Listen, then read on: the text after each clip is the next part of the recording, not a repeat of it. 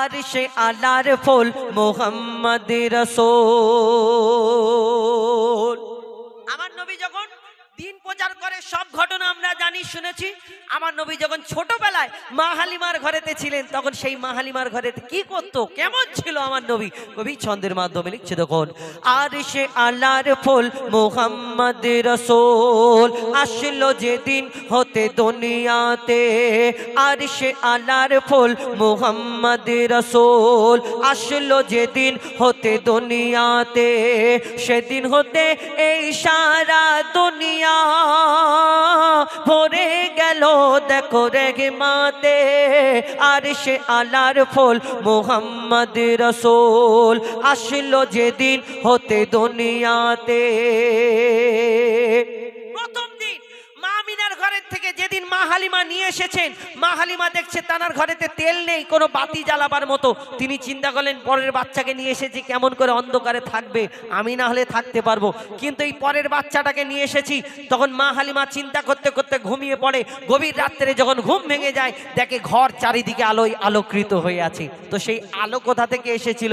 ওই তানার ঘরে তো তেল ছিল না। কি হয়েছিল? কবি ছন্দের মাধ্যমে লিখছে দেখুন।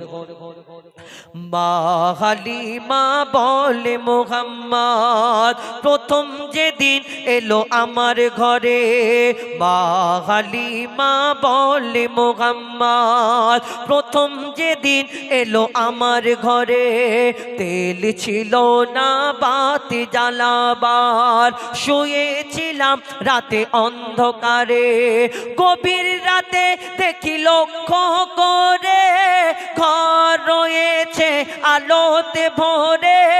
গভীর রাতে দেখি লক্ষ্য করে ঘর রয়েছে আলোতে ভরে। কেন? মুহাম্মাদের চেহারাতে দেখি এক নূরের বাতি ঝিলমিল করে, নূরের জ্যোতি ঝিলমিল করে। অবাক হয়ে আমি তাকিয়ে থাকি, অবাক হয়ে আমি তাকিয়ে থাকি মুহাম্মাদের মুখ পানেতে। আরশে আলার ফুল মুহাম্মদ রাসূল, আরশে আলার ফুল মুহাম্মদ রাসূল।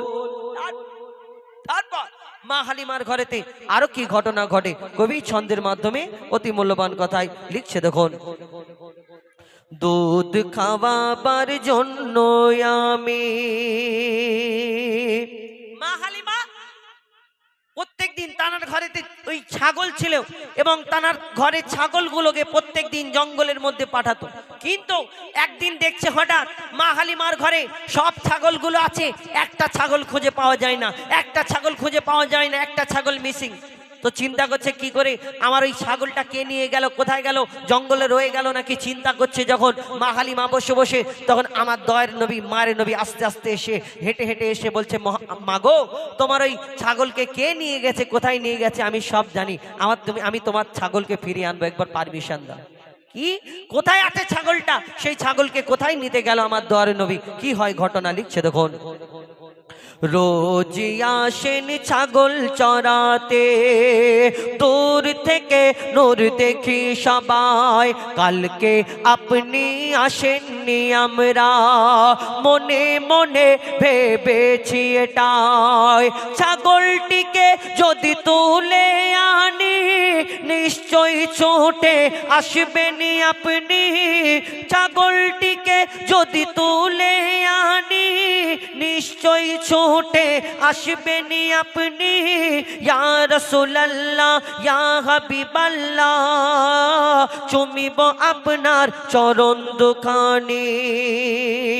আল্লাহ রাসূল সেই ছাগলকে কোথায় নিতে যাচ্ছেন, কারা নিয়ে গিয়েছিল, মন দিয়ে শুনো লিখছে দেখুন। আল্লাহর হাবিব সাল্লে আলা, আল্লাহর হাবিব সাল্লে আলা গেলেন জঙ্গলের দিকে, গিয়ে দেখেন জঙ্গলের বাঘেরা নিয়ে বসে আছে ছাগলটিকে। খোদার হাবিব বাঘেদের বলে ছাগলটা কেন এনেছো তুলে, খোদার আর হাবিব বাঘেদের বলে ছাগলটা কেন এনেছো তোলে বুঝতে পারিনি তোমরা এমন কাজটা করেছো কোন আকেলে কাজটা করেছো কোন আকেলে বাঘেরা বলে ইয়া হাবিবাল্লাহ বাঘেরা বলে ইয়া হাবিবাল্লাহ আনিনি ছাগলটিকে মারিতে আর সে আলার ফল মুহাম্মদ রাসূল।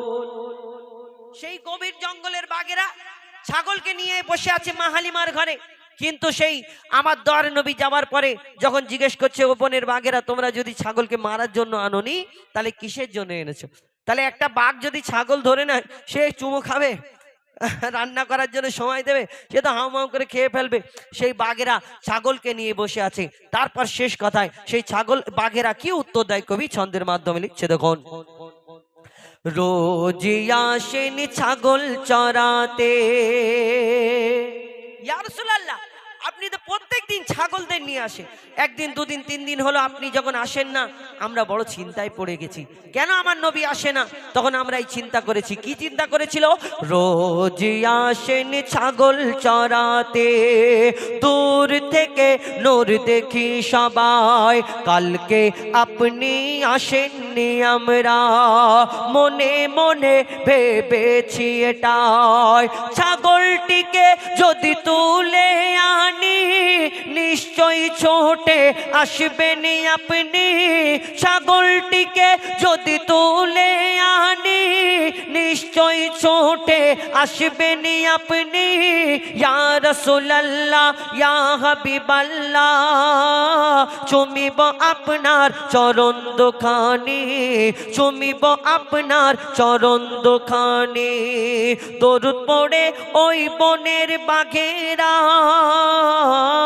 দরুদ পড়ে ওই বনের বাঘেরা দেয় চুমা নবীজির পায়েতে, আর সে আলার ফল মুহাম্মদ রাসূল, আর সে আলার ফল মুহাম্মদ রাসূল।